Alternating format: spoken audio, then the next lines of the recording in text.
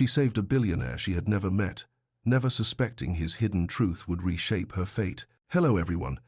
Before we begin today's story, I have a small favor to ask. Please hit subscribe and turn on the notification bell so you never miss our channel's new videos. It is quick, free, and the best way to support us in bringing you more dramatic stories. Your support means the world to us. Where are you watching from? Drop your city or country in the comments below. Thank you very much. Now, let us return to our main character. The wind cut through New York like a blade that night, pushing sheets of cold air down the empty sidewalks. Snow fell steady from the dark sky, swallowing streetlights and softening the noise of the city. At a nearly deserted bus stop on Madison Avenue, a man stood alone beneath a flickering lamp. Henry Miles pulled the collar of his worn jacket higher around his neck. The fabric was thin, frayed at the elbows, and barely warm, but it was all he had. He clutched a manila folder against his chest, the edges softened from being opened too many times. Inside were 5 resumes and 5 silent reminders that no one had called him back. 46 years old, former structural engineer, widower, father, a man who had once designed schools and hospitals, now fighting the cold with a jacket that should have been retired years ago. He took a slow breath, watching it fog white in the air. The pharmacy sign nearby blinked 8:41 in uneven red light. The bus was late. His boots were soaked through. His fingers stung. He told himself it was just another night, just another bus to nowhere. But when he looked down at his hands, cracked from labor and cold, he felt something else, weariness that lived deep in his bones. Then, through the curtain of falling snow, someone appeared. A woman hurried toward the same shelter, her heels clicking against the icy pavement. She wore a business blouse and skirt but no coat, as if she had left an office in a rush and stepped into a winter she had not expected. Her hair was damp, clinging to her cheeks. Her breath came quick and uneven. She crossed her arms tightly, trying to conserve whatever warmth she had left. Henry tried not to stare, but it was impossible not to notice the way she shivered. Under the dim lamp, she looked polished, confident, someone from a world far from his. Yet, at that moment, she was just another soul caught in the cold. She rubbed her bare hands together, failing to bring feeling back into them. The wind roared again, harder this time, and she flinched, curling inward. Henry glanced at her again. His jacket was not much. It barely kept him warm. He could stay silent, keep it, pretend he did not see her shaking. Most people would have done exactly that, but he could not. Slowly, he shrugged off the coat. The cold hit him immediately, biting into his skin. He stepped toward her and held it out. Startled, she looked up. "You do not have to do that," she whispered, her voice trembling. Henry gave her a small, tired smile. "I have lost enough today. This coat is the only thing I have left to give." She hesitated. "But you need it more than I do." Still, he draped it over her shoulders with a gentle, certain motion. "Not tonight," he said. The warmth of it startled her. It smelled faintly of soap, maybe coffee, maybe the kind of home she had not felt in a long time. She pulled it closer without meaning to. "Thank you," she murmured. Henry nodded, folding his arms tight against his chest to keep warm. They stood in silence as snow swirled around them. After a long pause, the woman spoke again. "What is your name?" "Henry. I am Clare." "Nice to meet you, Clare." She glanced at him. "You should not have given me your jacket." He smiled faintly. "Probably not, but I could not let you freeze." The rumble of an approaching bus broke the quiet. Headlights cut through the night as it pulled up to the stop. Claire stepped forward, then turned back to him, her expression mixed with gratitude and something he could not quite read. "Do you have somewhere to go?" she asked softly. Henry shrugged. "Somewhere," he said. He did not explain that somewhere was the back seat of a rusted pickup truck parked behind an abandoned warehouse. She reached into her purse and offered him a business card. "In case you ever need anything." He took it with numb fingers and slipped it into the folder without looking. People said things like that all the time. Most did not mean it. Claire stepped onto the bus, the oversized jacket wrapped around her like armor against the night. She glanced back once, her eyes lingering on him for a moment longer than expected. Henry watched until the bus disappeared into the falling snow. Alone again, he stood shivering not from the cold, but from something else, a small, quiet ache. He looked up at the sky, then down the empty street. "Maybe tomorrow," he whispered. Then he walked into the night. Snow continued to fall long after the bus carried Clare away. Henry walked slowly through the back streets, his shoes crunching against the ice. There was no need to hurry. No one was waiting for him. No warm house. No lights left on in a window. Just the cold familiarity of the only shelter he had left. He reached the old Chevrolet pickup just after 9. The truck sat tucked behind a warehouse, its paint peeling, its tires half buried in the snow. The heater had died years ago, so the cab held the same chill as the winter night outside. He climbed inside, shut the door, and let out a long breath that fogged the windshield. Blankets were piled in the front seat, a pillow pressed into the corner, and a small lunchbox rested beneath the dashboard. He rubbed his arms for warmth and reached into the glove compartment. A small tin box sat inside. He opened it carefully. Inside was a faded photograph. His wife, Lily, smiling bright and full of life. Their son, Noah, maybe 7 in the picture, grinning with the same crooked smile Lily used to have. "Good night, Lily," Henry whispered. "Good night, Noah." He leaned back, letting memories wash over him. He had once been Henry Miles, structural engineer. He had built things that lasted, things that sheltered people, schools, homes, hospitals. He used to come home to a wife who taught kindergarten and laughed even on the hardest days. Their son had her laugh, joyful and unfiltered. They had never been rich, but they had been whole. Then the cancer came. By the time the doctors found it, it was already stage 4. Lily was gone in 9 months. Henry left his job to care for her, and after she passed, everything began to unravel. Bills piled up. Savings disappeared. He sold the house and moved with Noah into smaller and smaller spaces, doing everything he could to keep their world from collapsing. He worked whatever jobs he could find, moving furniture, fixing gutters, sweeping construction sites. It was never enough, but it kept them together until last fall. Then a social worker stepped in and said Noah needed stability that Henry could no longer give. Henry had not argued. Through blurry eyes he had signed the papers, hugged his son, and promised, "Just for now, I will come back for you." Since then, every day had been a climb.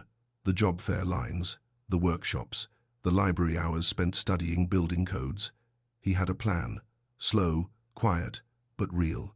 Tonight, after giving away his only coat, that plan felt further than ever. He shivered inside the truck and pulled a blanket over himself. He thought of Clare at the bus stop, the way she had looked so cold, the way she had tried to refuse his jacket. He did not know why he had offered it. Maybe because she reminded him of Lily in the rain years ago.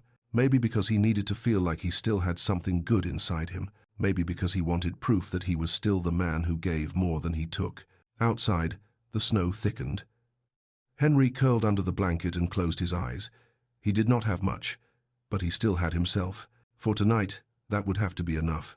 While Henry tried to sleep in the cold truck behind the warehouse, Claire stepped into the quiet warmth of her apartment building. The lobby lights glowed softly against the marble floor as the doorman greeted her with a polite nod. She barely acknowledged him. The night still clung to her, and the oversized jacket wrapped around her shoulders felt heavier than she expected. Her heels clicked lightly as she crossed the lobby and entered the elevator. When she reached the 28th floor, she walked into her penthouse, greeted by the familiar silence. No music, no chatter, no warmth except the artificial glow from appliances humming behind closed doors.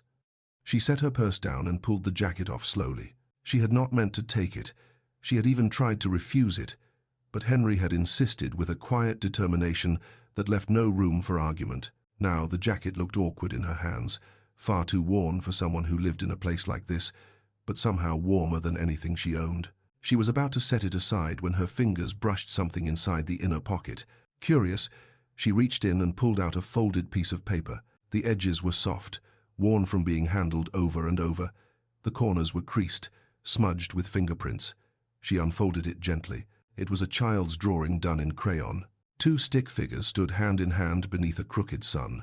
One was tall, one was small, and between them was a bright, uneven heart. At the bottom, written in a child's shaky handwriting, were the words, "I love you, Daddy." Claire froze. The paper trembled slightly in her hands as she examined the marks more closely. The blue figure had a crooked smile, and the smaller one had hair drawn like tiny bursts of color. She could almost imagine the child pressing down hard with each crayon stroke, trying to make the drawing perfect for someone he loved. Her breath caught unexpectedly. She knew what it meant to hold on to something small, because it was the only thing that made the world feel less empty. She had once clutched an old coat with the same desperation, back when she was 12 and alone in the cold outside a church. A stranger had sat beside her that night, keeping her warm until morning. She had never forgotten him. Looking down at the drawing, she felt something shift inside her, something she had forgotten how to feel. Not pity, not charity, something gentler, something that reached beyond the cold night and into the man who had given away the only warmth he had left. She looked again at the jacket, at the fraying seams, the worn fabric, the weight of a life lived hard. And now she knew without a doubt that Henry was carrying far more than a threadbare coat and a tired smile. He was carrying love, loss, a story he had not told her and maybe had not told anyone in a very long time. Claire set the drawing gently on her dining table. She stared at it for a long moment before whispering to herself, almost under her breath, "Who are you, Henry?" For the first time in years, she felt a crack in the armor she had built around her life. Something soft, something human. She looked out at the city lights shimmering against the dark sky, then back at the drawing. She was not going to forget this, and she was not going to forget him. Claire barely slept that night. The drawing sat on her desk like a small heartbeat, steady and impossible to ignore. Each time she tried to close her eyes, she saw Henry's tired smile at the bus stop, the quiet way he draped his only coat over her shoulders, the sorrow he carried behind his gentleness. By morning, sunlight pushed through the floor-to-ceiling windows of her office, but she hardly noticed it. She sat at her desk in Infinity Group's headquarters, a cup of untouched coffee beside her. Her eyes stayed fixed on the crumpled drawing she had unfolded and refolded so many times that the paper was beginning to weaken at the edges. She was a woman used to building empires, closing multi-million-dollar deals, and solving crises before most people even recognized they were happening. But now, all she could think about was a man whose life seemed to exist somewhere between cold pavement and fading hope. She reached into her desk and pressed a small silver bell. Moments later, her assistant, Rachel, stepped inside. "Yes, Miss Langston." Claire took a slow breath. "I need you to help me find someone." Rachel blinked, surprised by the unexpected request. "Of course. Who are we looking for?" Claire hesitated. She knew only a first name, no last name, no address, no company, no digital footprint she could remember. "His name is Henry. I do not have a last name. He was at the bus stop on 56th and Madison last night around 8:30. He gave me his jacket." Her voice softened slightly at the last sentence. "I want to find him." Rachel stared for a moment, absorbing the unusual task. Then she nodded. "I will see what I can do. And Miss Langston, should this stay private?" "Yes," Claire said. "Between us only." And with that, the search began. Over the next few days, Claire's team, usually busy hunting top developers and tech executives, quietly shifted their focus toward the traces of a man who seemed to live on the outer edges of the world. They pulled traffic camera footage from intersections near the bus stop. Henry appeared only in brief, blurred frames, bundled in his jacket, always looking downward as if trying not to take up space. They traced the nearby bus routes, cross-referenced entry logs, and reviewed late-night ridership records. Nothing matched any corporate databases, which only confirmed what Claire had begun to expect. He lived in the shadows. Finally, Rachel returned with a thin folder and placed it on Claire's desk. "We found him," she said softly. "His name is Henry Miles. He used to be a structural engineer. There are no recent employment records. I found a few online forum posts where he asked about job openings. He listed a contact number linked to a prepaid phone. There is no permanent address." Claire opened the folder. Inside was a copy of an old driver's license photo, a faded LinkedIn profile frozen in time, a scan of an expired construction license, a handful of fragments that hinted at a life that had once been stable and full. No scandals, no arrests, only absence. She closed the folder slowly. "Where is he now?" Rachel hesitated before answering. "One of our field contacts spotted him yesterday near the south end of the Bronx. There is an old pickup truck parked behind a warehouse. He has been seen coming and going from it. We believe he is staying there." Claire stood immediately. "I want to go there." "Are you sure?" Rachel asked gently. "We can arrange for someone to bring him here." "No," Claire said firmly. "This is personal." "He's right. Sided way. Sided way." An hour later, Claire sat in the back of a black sedan, watching the city change as they drove further from glass towers and polished storefronts. Buildings became smaller, colder, worn down by weather and time. Graffiti-covered brick walls, shuttered shops lined narrow streets. People walked with their heads down, bracing against the wind. When the car finally stopped near the warehouse, Claire looked through the window and saw it. The old Chevrolet truck, half buried in snow, rust on the doors, windows fogged from the cold inside. Her heartbeat quickened. She stepped out into the icy air, her breath visible immediately. Her heels crunched on gravel as she walked toward the truck, each step slow and careful. Then the driver's side door creaked open. Henry stepped out, blinking at the daylight, confusion crossing his face before recognition settled in. His clothes were wrinkled, his boots dusted with snow, and he looked as if sleep had barely touched him. "Claire?" His voice cracked from cold and surprise. "What are you doing here?" Claire held the drawing inside her coat pocket, feeling its weight like a truth she could not ignore. "I came to find you," she said softly. Henry stood beside the truck, the cold morning light settling across his tired features. He looked from Claire to the sedan behind her, then back again, as if trying to piece together a moment that did not make sense. "Claire," he said slowly, "why are you here?" She hesitated, searching for the right words. The wind brushed against her coat, carrying the faint scent of rust and concrete from the warehouse behind them. "Because I could not stop thinking about what you did," she answered quietly. "About the kind of person who gives his only coat to a stranger." Henry let out a dry laugh, not bitter but worn. "You did not have to track me down for that. A simple thank you card would have been enough. And have a lot situations." "It is not about saying thank you," Claire replied. "It is about not letting something good disappear without being seen." For a moment they stood facing each other, two people from different worlds, brought back together by a single act on a freezing night. Snow drifted softly around them, settling on Henry's shoulders. "You came all this way just for that?" he asked. Claire nodded. "Yes, and maybe something more." The conversation ended there, but the distance between them had changed. A few days later, Claire found him again. This time he was at a construction site on the edge of Queens. For 20 minutes she sat in her car, watching him from a distance as he lifted cinder blocks and hauled heavy stacks of materials across the lot. His movements were steady and precise, the practiced rhythm of someone who had worked with his hands his entire life. The sleeves of his flannel shirt were rolled to his forearms despite the cold, and each breath escaped in a visible puff in the winter air. When he finally took a short break and sat on a low wall with a plastic water bottle, Claire stepped out of her car and walked toward him. The gravel shifted under her shoes, making him look up. He blinked in surprise. "Claire," she offered him a small, genuine smile. "Hi again. Bardatis." He stood quickly and brushed the dust from his pants, almost embarrassed by how he must look. "What are you doing here?" She extended a warm cup of coffee toward him. "I thought you might want something hot." He took it carefully, his fingers brushing hers for a moment. "You really did not have to." "I know," she said softly, "but I wanted to."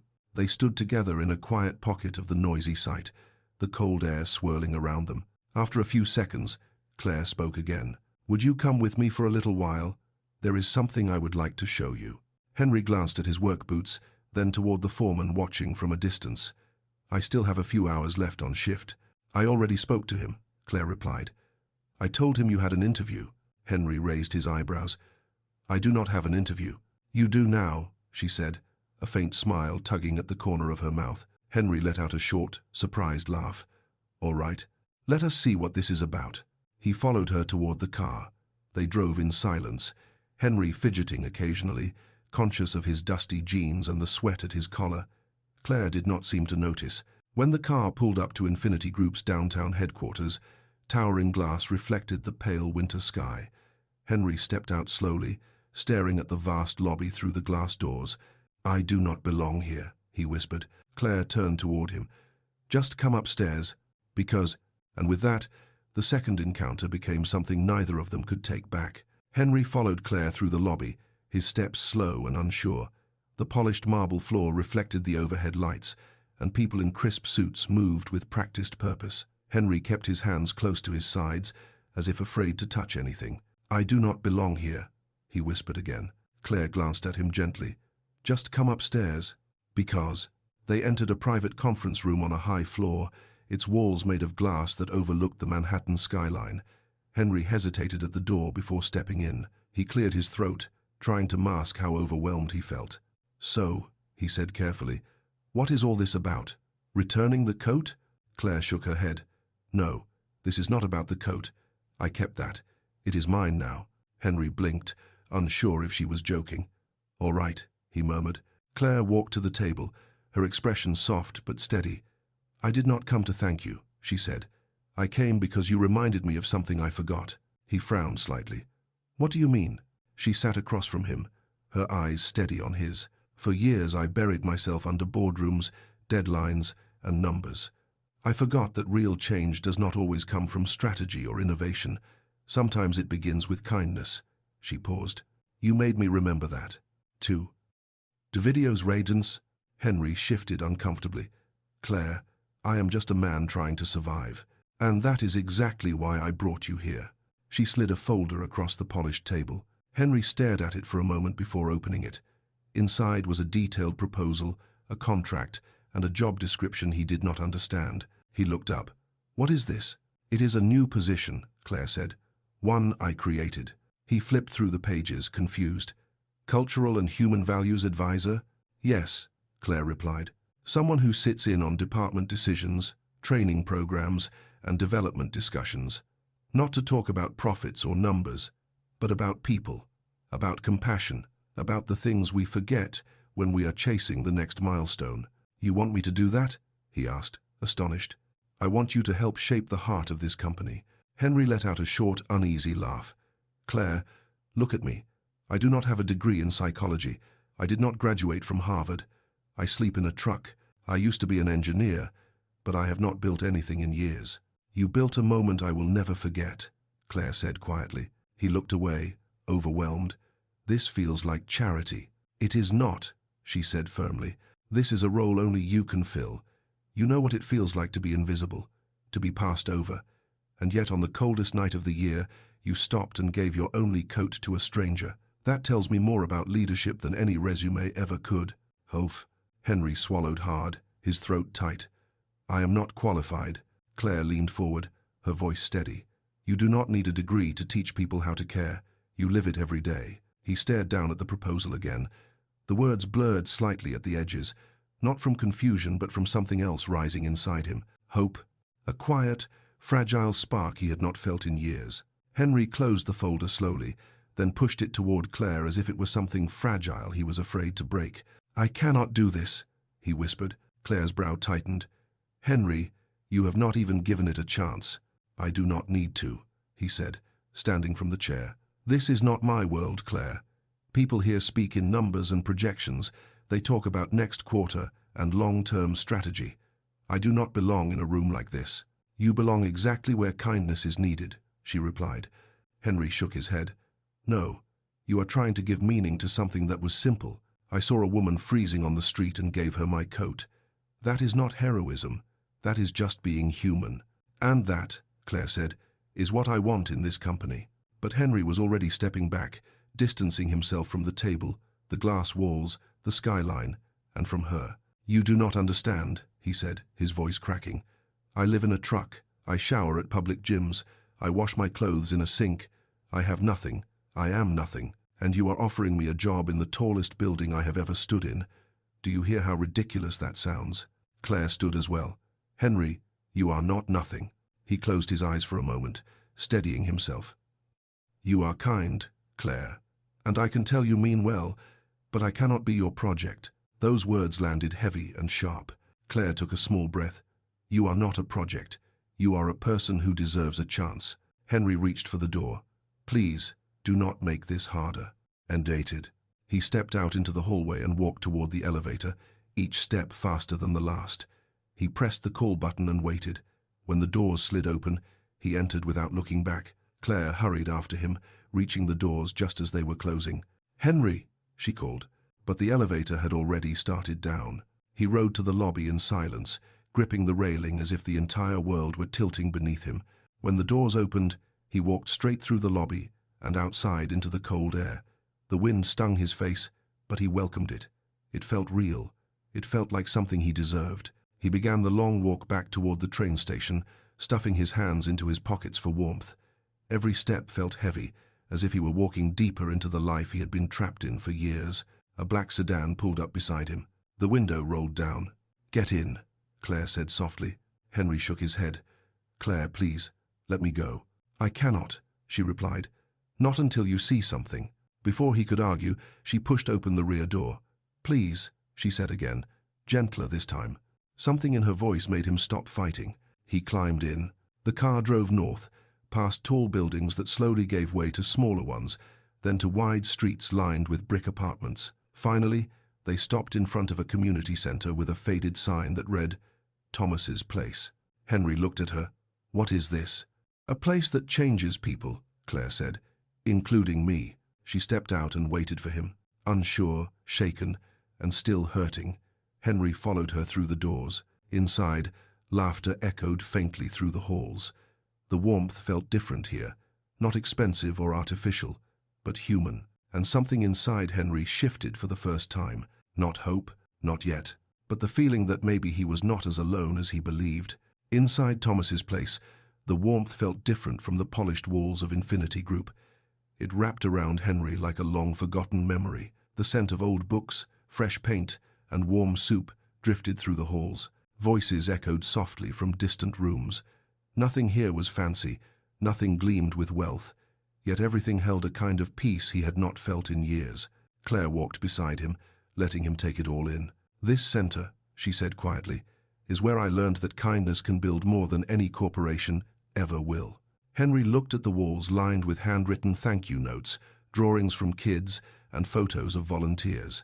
"You come here often?" "I used to," she said. "Before my life became boardrooms and numbers." A small group gathered around a long wooden table near the back. An elderly man was teaching a teenage boy how to sand a piece of wood. A young woman poured soup for a tired mother. A volunteer folded winter coats donated by strangers. No titles, no wealth, just people choosing to make someone's day easier. Henry felt a quiet ache in his chest. Claire watched him carefully. "Do you see why I brought you here?" He nodded slowly. "Good people still exist, and you are one of them," she said. He looked down at his hands, hands that had once built schools and hospitals, hands that now trembled with uncertainty. "I used to build things that mattered," Henry whispered. "Now I do not even have a home." Claire stepped closer. "You can build something again, and it starts with accepting the job." Henry inhaled deeply.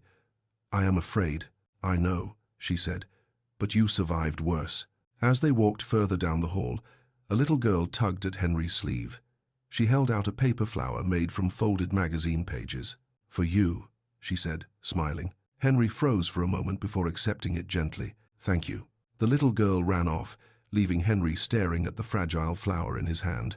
He remembered Noah making paper crafts in their old kitchen, the way he stuck them on the fridge with too much tape.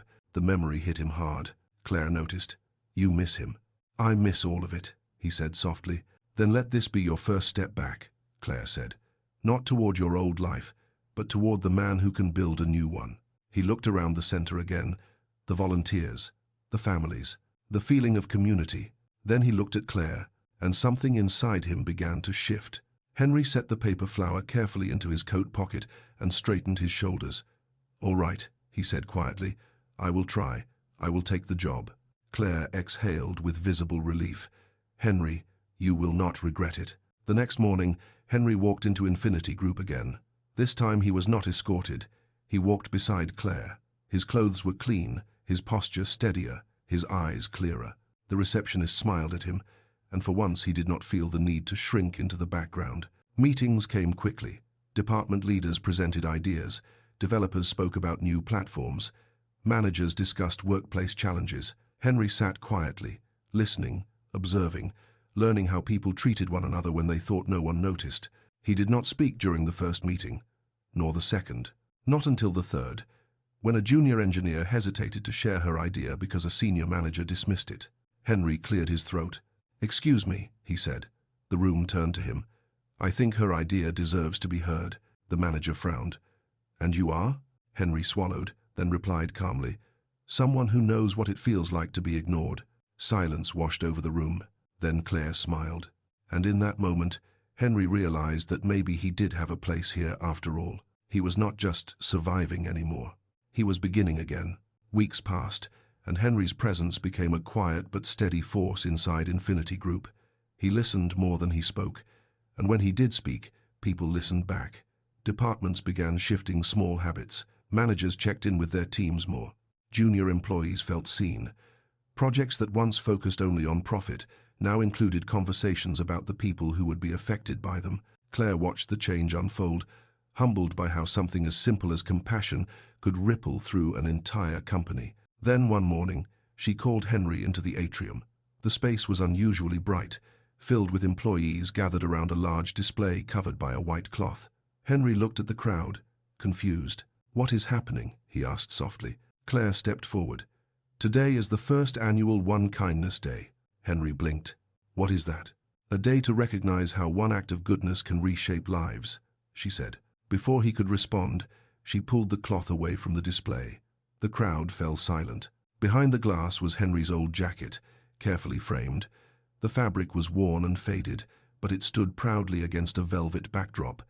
Beneath it was a small plaque engraved with the words, "The coat that started it all." Henry stared at it, speechless. His throat tightened. Claire continued, her voice steady but warm. "This coat represents a moment when one man had almost nothing, yet still gave everything he had. This company will honor that moment every year, not because Henry saved me from the cold, but because he reminded me what leadership truly means." People began to applaud, slowly at first, then rising into a wave that filled the atrium with sound. Henry felt overwhelmed. He stepped closer to the display, seeing his life reflected back at him through the fragile threads of the jacket, the nights in the truck, the fear, the loss, the loneliness, and then the turning point, a cold night, a stranger, a choice. He looked at Claire, his voice quiet but steady.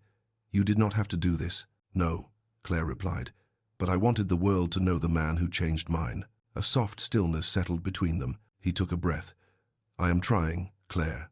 I am trying to be the man you see." She shook her head gently. "You already are." The applause faded into murmurs as employees returned to their work.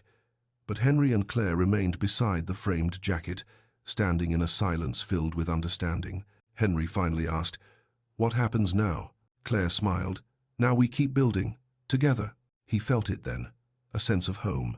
Not a place with walls or a roof, but a place made of purpose, dignity, and human connection. He looked once more at the jacket, then at Claire. For the first time in years, hope did not feel fragile.